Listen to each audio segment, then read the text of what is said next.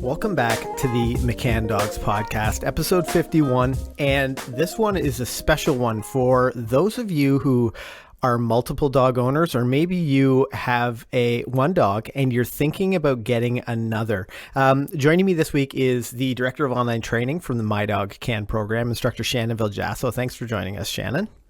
Hey, thanks for having me. Hi, everybody. Now, we are going to jump right into this. I know as a multiple dog owner, and Shannon, you as well as a multiple dog owner, that there might be some unforeseen challenges that our listeners might have.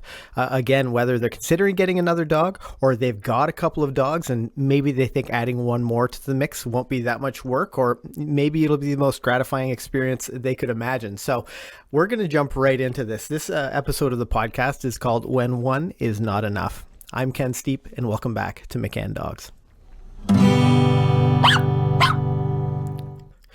I love opening these, Shannon, with what was the reason for writing this article? And this, if you're new to the podcast, we often chat about some of the amazing writing that Shannon does on the McCannDogs.com website on her blog posts. And this is such a popular topic, Shannon, for some of our households that we, in families that we work with at our training facility.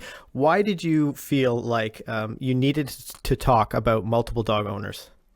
We get this question a lot. We get people calling a lot and saying, I want to add a dog to my household. I've already got this old dog, and how do I do this? How do I introduce a dog? How do I make sure that they get along? Or, even a cat or another pet of some sort. So I thought, a very common thing to want more than one dog, of course, because dogs are amazing. So why wouldn't you want to add more and make life even that much more amazing with your dogs? And certainly there is absolutely nothing wrong with having a multi-dog household. That it's an amazing, wonderful thing. It's great for your dogs to have relationships with each other. It's great for you to have individual relationships with each of your dogs and with them collectively as a group as well. But there's definitely some downfalls to some of the ways we might get another dog. We might introduce another dog. We might allow that other dog to take over the household, so to speak. So I thought that it was high time to sit down and write this article and set out some of the positives and the negatives and some of the ways that you can avoid the pitfalls as well with multi-dog households. Now, long before I was a dog trainer, I had a family pet dog. She was, I guess maybe 5 or 6 at the time. And then I got Deegan, who, they were both labs. My older dog was just a laid back, happy-go-lucky, really wonderful family pet. And Deegan was a wild and crazy puppy. I mean, in sharp contrast to the senior or the older dog, it was really, I mean, they were polar opposites. So it was like the odd couple. And not knowing enough about how to build a relationship with that puppy at the time. This is again before I started training dogs, and I did everything wrong. I did everything you can imagine wrong. And you probably did a couple of things right. Well, I'm sure, potty training went really well because I was good about the structure of that. But in terms of introducing them to one another, I made a lot of bad choices. And what inevitably ended up happening was that the older dog developed an ulcer from the constant interaction of the puppy, Deegan, who again was just wanted to be a puppy and wanted to play and rough house and things. But I didn't really consider, what sort of impact that might have on the older dog. But after becoming a dog trainer and seeing the value of really focusing my time and effort on dogs individually, it really sort of highlighted for me some of the mistakes that I made. And that's why I sort of remember that in such a funny sense that, I probably made all the wrong choices. But knowing that, also understanding and seeing people who come in with their second dog, or their third or fourth dog or whatever, that come back to us for training for that dog, for that new dog. There's something that we refer to as second dog syndrome. And this is something that we see some people experience because their very specific experience with the dog before went one way. So they assume that it'll be very similar the second time. Talk to us a little bit about second dog syndrome. Yeah. So it sounds like you definitely had a case of second dog syndrome there. I lived through second dog syndrome as well. And in hindsight, I can see it clear as day when I had just gotten my second dog. It was Jaden. He was a Nova Scotia duck tolling retriever, 8-week-old puppy. I picked him up from the breeders, and I remember thinking, I train dogs now. You're going to be a great dog. You're going to be such a well-trained dog, and being pumped about that. And that was a wonderful feeling. And I love thinking back to that feeling. But then the things that happened shortly after that are where I fell into that second dog syndrome. So expecting Jaden, who was brand new and knew nothing, to basically behave the same way that Quincy, my Rottweiler, who I'd been training for, she was 3 years older than Jaden. So I had spent 3 years training Quincy and struggling in some aspects and triumphing in other aspects, and really learning how dogs think and learn, and coming along in the dog training world. And you get to a point where you forget how much work you've put in. You forget how much individual time that dog has gotten from you. You forget all of the sweat and tears, the sweat equity that you've put in. You forget all of those things, and you sort of project where you are in that relationship onto the next relationship. So poor Jaden, I was expecting to behave as Quincy did. And, luckily I'm in a place where I had lots of support and lots of great feedback and lots of people pushing me and saying, hey, you know what? You're stuck in this wrong mindset. You need to treat Jaden like a brand new dog, because that's what he is. But we fall into this idea that we can just afford the same luxuries and the same freedoms to our second dog because our first dog is doing so great. So we want to be careful not to leap into that mentality. We want to make sure that each dog is treated as a unique individual, and each dog is afforded the same information and the same learning and the same respect that that other dog had as well, so that you don't end up in a situation where your expectations are all over the place and the dog doesn't have the foundation because you forget to put in the time and the effort. So that second dog syndrome can sometimes be a little bit of an achy lesson, but I do remember that being a good lesson for me. I think the universe was working hard to provide me with that lesson at the time, because I do remember working through those emotions and finally going, okay, you know what? This is not a bad dog. He just doesn't know yet. Because, of course, I was expecting him to know so many things that he didn't at that point. And then I was getting frustrated with him because he wasn't behaving as I was expecting. So I think that was a really good life lesson for me, that second dog syndrome. You're probably going to go through it if you're just getting into your second dog, but it is definitely something you can work through. And it's something we chatted a little bit about in our last episode. And if you didn't get a chance to listen to our last episode, we talked a lot about how each dog is unique. Every single dog is a little bit different. No two dogs are ever alike. And when you talked about having the same expectations, it may come in through a little bit of a different approach to your training. Maybe you spend a little bit more time on one exercise than another. That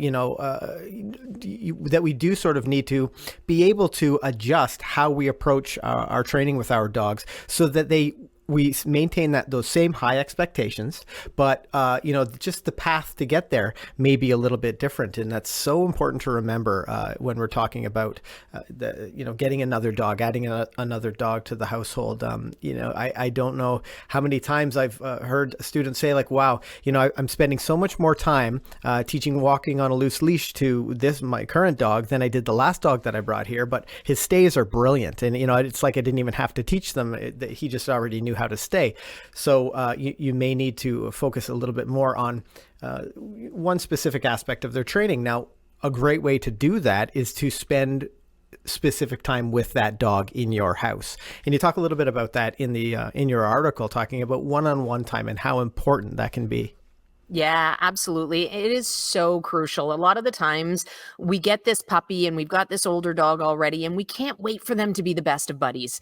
And that is wonderful in the Disney model of dogs, but the downfall of just throwing that puppy out to the older dog and allowing the two of them to spend all of their time together, there's so many downfalls. I shouldn't say the singular. There's so many downfalls. First off, the bonding that happens there, especially when you've got a young dog. If you've got an 8-week-old puppy who's just left their litter mates and their mother, and now they're in a situation where they're being thought of as an individual dog, and there's another dog in that situation, the bonding that is going to happen, the puppy relying on that older dog for information, and that older dog starting to, teach and impart things as well in that younger dog, the bond that's going to happen with the two of them is going to be so strong that in all likelihood, you will not be part of the equation at all, because the dog has learned to identify with other dogs. And now this is the only other dog in the scenario. It sort of cuts the humans out of the mix. And those first couple of weeks home, especially, I want that puppy to bond to me. I want him to look to me for information, look to me for food, look to me for all the resources in his life. I don't want him thinking solely in terms of other dogs and that other dog in the household. There's so many reasons why, yes, I want my dogs to have a good bond, but I don't want them to have such a spectacular bond that they are lost without each other. You never know what's going to happen with that older dog, especially if they are a little bit older. It can be completely devastating to a young dog if they've spent so much time bonding with this older dog and then something happens to the older dog. We hear of dogs that won't eat for weeks. We hear of dogs that, basically pine away in a corner. There's so many bad situations emotionally that are created by that bond being so tight. We don't want a situation where if the older dog has to go to the vet, for example, the younger dog is completely lost and beside themselves without that dog, even if it's not the inevitability of the end of life situation.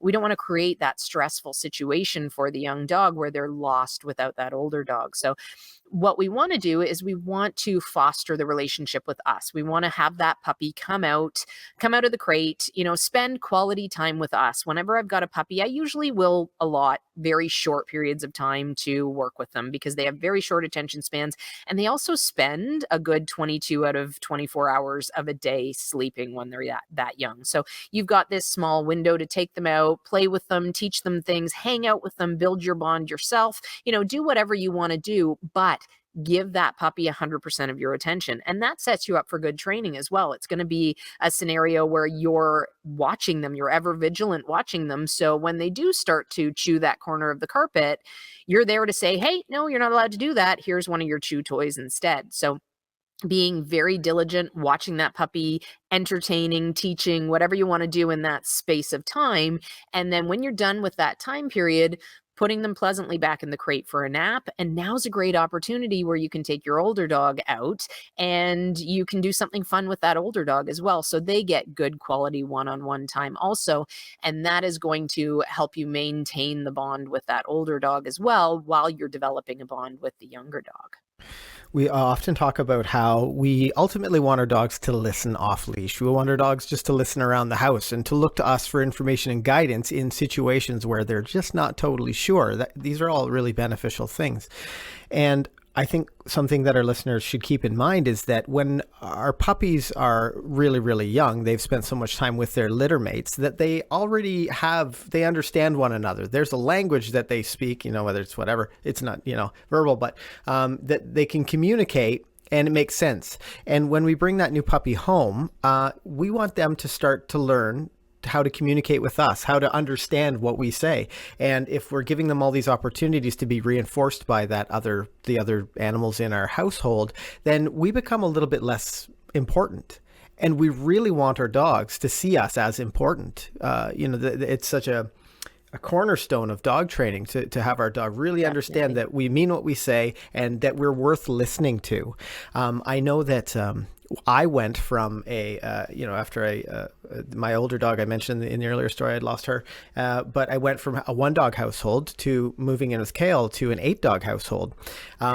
We eventually got another puppy, and there was a lot of effort to spend individual time with each one of those dogs, but there was a lot more effort that went into this. It was Rad, our old border collie.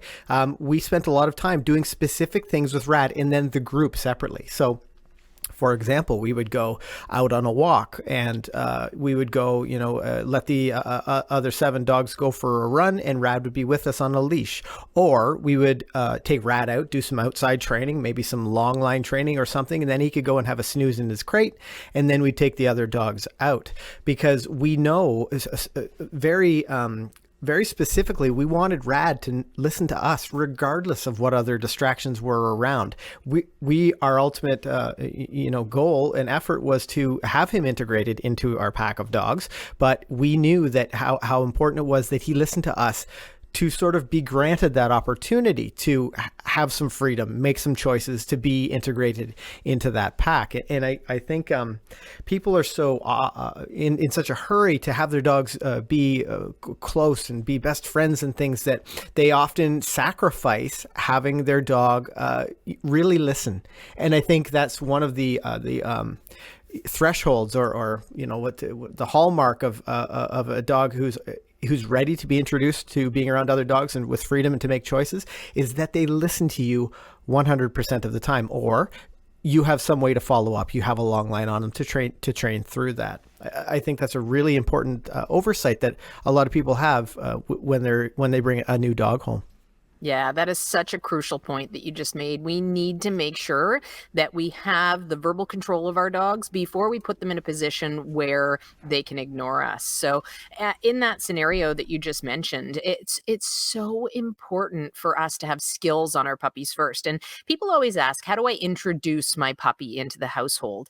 And certainly an introduction, like letting the dogs meet and knowing that they're both there, that is one step, but it's never going to be a situation, or it never should be a situation, where you simply open the front door and here's this new puppy and let it go visit the older dog in the household and cross your fingers and hope for the best. Because what happens if your older dog says, oh, I'm not sure about this, I don't like this puppy, and you can't stop that puppy? You have no control over that puppy once you've put it on the ground. And you're basically putting it in a situation where it might get hurt and your older dog might have to make a bad decision. It's not a good scenario to do. So I like to make sure that, yes, I bring my puppy in the house and I can let my older dog sniff and investigate a little bit while I'm holding the puppy. And then what I do is I will manage my time so that the puppy is out and my older dog is away. And I always have something special for the older dogs. So, for example, if I want to work with the puppy for that half an hour, I'll have a special bone or a special chew toy that my older dogs can go and lie down on their bed, and I'll give them that thing to chew, and they're just happy as anything, because that's the special thing that they get when I'm working with the puppy. So it doesn't harbor this resentment. It doesn't end up in a situation where I'm trying to work with my puppy and the older dog is coming over and trying to get into the thick of things as well. I can rely on the fact that my older dog is either safely away in their crate if I don't have a reliable bed stay, or they're on their bed chewing that bone, and life is wonderful.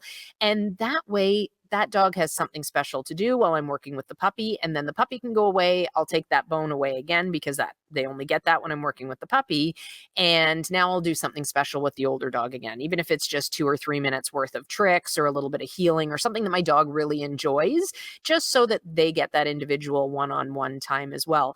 And what I will do with my younger puppies is make sure that they're not loose with the other dogs until I have some semblance of verbal control. So it doesn't necessarily have to be perfect, but what I don't want is, I don't want my older dogs to be overwhelmed by the puppy. And puppies are wonderful. We love them. They're fantastic. They're lots of fun. We play, we have a blast, but they are also pests, and they have sharp needle teeth, and a lot of dogs do not like puppies. There's something in the dog world called a puppy pass, where until a puppy is about 12 weeks of age, most dogs will be lenient with the puppy. Most dogs will let them be the intolerable, little teething machines that they can be, and they'll let them get away with that. Not all dogs. So know that there's lots of dogs that will not grant a puppy pass, and you could end up with a puppy getting bitten by an older dog. So be aware of that. But once they hit a certain age, the puppy pass expires, and the older dogs will start putting them in their place.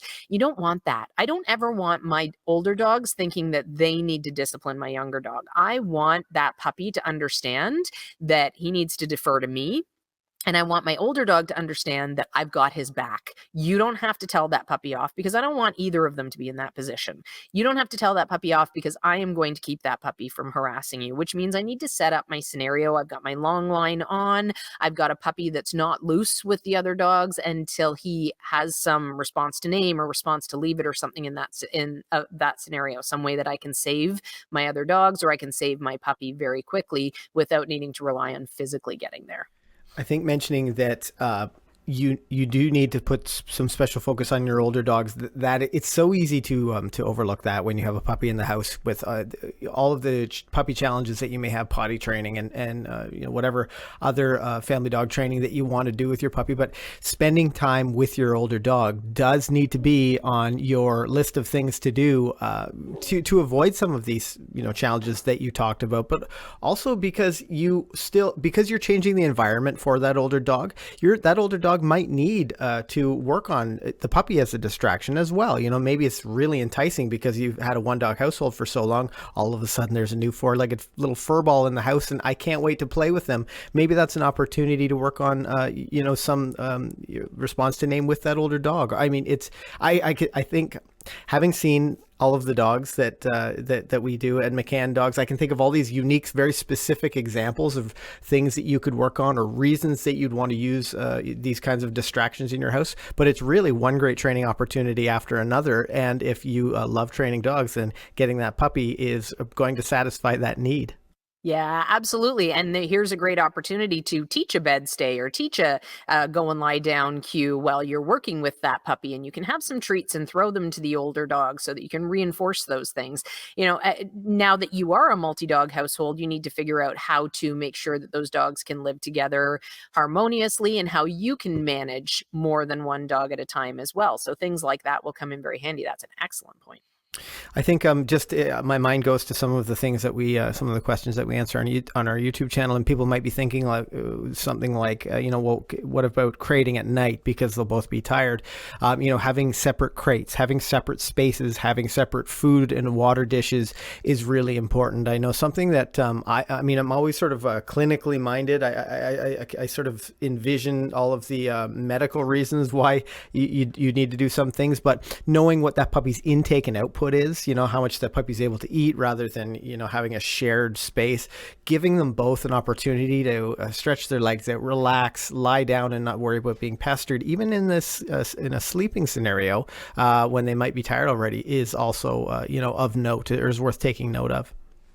Yeah, definitely. And what you just said made me think about the littermate factor. And a lot of the times people want to bring home two dogs because they don't want them to be alone or whatever the scenario may be. And we really discourage people from ever bringing home litter mates. There's so many negatives that come along with having two dogs of the same age at the same time, including something called littermate syndrome, which is something that might show up a little bit later in the lifespan of your dog, somewhere around 8 or 9 months. You will often get, if you have litter mates that you haven't managed properly, you will often get fighting within the household with those litter mates who've gotten along for all this time, and then all of a sudden the switch just goes off when they start to reach sexual maturity. When things start to change on a hormonal level, you might get some fighting with those dogs even if they've been thick as thieves. So one of the huge drawbacks to having litter mates. But the other drawbacks to litter mates is that, first off, that bonding that we talked about at the beginning, where they're so bonded to each other that you can't really get in between that, can't function without each other. We'll often see people come to class with multiple dogs, and they'll have one person in the household handling one dog and the other person in the household handling another dog. And as they're in class together, even when they're in completely opposite ends of the room, all they can do is think about each other. And some of them are so put out. If you've got a pair of dogs where the relationship is very obviously one-sided, one dog is much stronger emotionally and mentally than the other dog, that dog that is a little bit weaker will often just be beside themselves at the idea of not being able to get to their litter mate. So that can be a really, really challenging thing to work through. That bonding is so tough. But keep in mind as well, if you bring home litter mates, everything is doubled. The cost of those dogs is doubled. The time investment in those dogs is doubled. And we would absolutely recommend 100% that you separate those dogs if you do bring home litter mates, which means you're doing everything twice. You're taking one dog out for a walk and then the other dog out for a walk. You can't simply lump them together, let them be crated together, let them eat together. All those things will feed into that really negative relationship that could end up developing, which, is that extreme bond between the two dogs. And then later on, perhaps they might not get along as well. So bringing home litter mates, if you're going to do it, it, you really need to do your homework, do your research, and make sure that you are doing everything you can to create an individual dog out of that situation. So you've got two individual dogs rather than one sort of conjoined dog there. Really, really risky scenario. Now, I hope if you have been considering bringing another dog into your household, or if you are a multiple dog owner and maybe just recently brought a new dog in, that we've helped really give you an interesting or an informative perspective on what we see as dog trainers when it comes to multi-dog households. I think all of our trainers seem to be multiple dog owners, so we've all experienced it. We can all relate to how amazing it is to have more than one dog, especially for those of us who, and I know Shannon, I saw a recent post with you doing some amazing rally obedience with Ned. But if you have a sporting dog or you're doing different sporting activities with your dog, it's so wonderful to have a couple of dogs so that, one does their turn and then they can go have a rest and you can continue working, which is often a lot of fun. Absolutely. Now, every single week, we would like to answer a question from our audience, and I know we had a couple of questions that came into us this week. And have you got that one queued up, Shannon? Yeah, you bet. So we had another question from Patty Valentine, and Patty asks, is it possible to train a dog out of being an alpha female? She's not aggressive, just likes to keep distance between other dogs and me. We're hesitant to use the word alpha at any point because it's sort of, it tends to be this clamshell that tries to excuse away certain behaviors. So basically what I would say in this scenario is that because you've got multiple dogs, you need to have obedience individually on each dog that's strong enough that you can stop any behaviors that you don't like. So for example, I'm not sure what breed of dog this is that you're talking about. It sounds like it could be a little bit of a herding instinct, or it could be a situation where I like to call it the fun police. Often with our dogs, my Tyler was a fun police sort of dog, where if everybody was loose and things were just sort of casual, or if I was working with one dog, he would love to and get in the thick of things and sort of stop it from escalating and stop the energy from sort of raising in the room. So I would have to control that with him. And if I was in this scenario where I knew that was going to be a possibility, where he would come and try to shove one of the other dogs out of the way, or create more space between me and that dog so that he could control that space, I would very quickly tell him, no, you go and lie down, or I would put him on a downstay or something of that nature, so that he knew that wasn't his option to do. It's not your responsibility to manage this group of dogs. I am the person who is going to tell everybody what's what and put everybody in their, significant little area, so to speak. I don't ever want my dogs taking charge of that. So in that scenario, I would be removing that dog from the situation, and I'd be tempted to use some sort of a control exercise, like a downstay or a sit stay, just to remind that dog, you're not policing this situation. You need to look to me for information, and that those emotional control exercises like stays are so good at imparting that information and reminding your dog that you're the leader here, without being harsh, without being, a tyrant. It's simply going to be a good downstay or a sit stay. And then you can reinforce that behavior as well.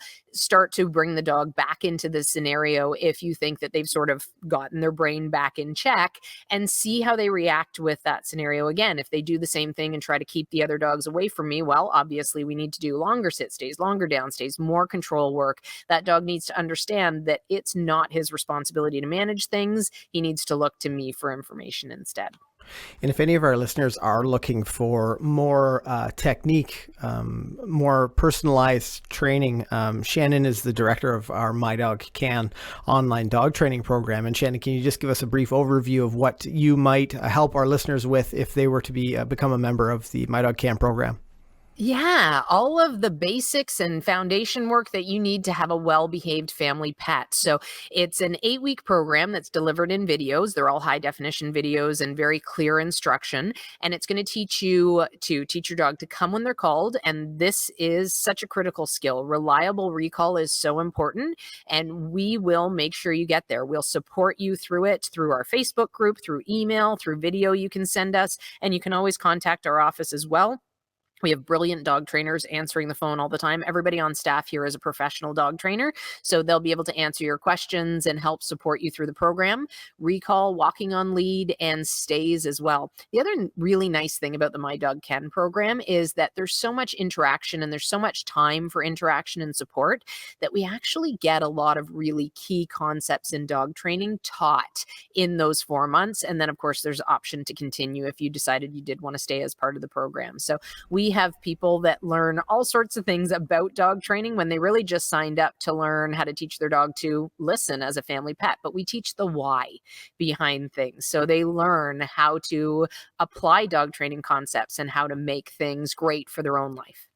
And I think certainly the thing that I see as being really valuable to our students is that it's specific to their situation. You know, we do have the recorded information, but really there's so much value in having a conversation with Shannon, or, you know, sending me an email or speaking to one of our professional dog trainers about your specific situation. And there's so much information available online, but when you get the right thing for your dog, I mean, it's hard to put a price on that, you know, the right amount of whatever, you know, through your training, or just a little bit of guidance. Maybe it's something very simple. You just need some clarification. I mean, we have professional dog trainers that are available 6 days a week to make a telephone call to, and they can answer all those questions. It's I totally agree. It's funny how much gets trained in the My Dog Camp program that is not, you know, part of the recorded content, or it's just the conversations we have to help people through their dog training challenges in the group. I think it's fun, and it's really rewarding for me as an instructor, for sure. Yeah, me too. It's been amazing. And if this is your first time on our YouTube channel, make sure you hit that subscribe button. We publish new videos every single week to help you understand the why behind how dogs think and learn. And on that note, I'm Ken, and this is Shannon. Happy training. Bye for now. Bye, everybody.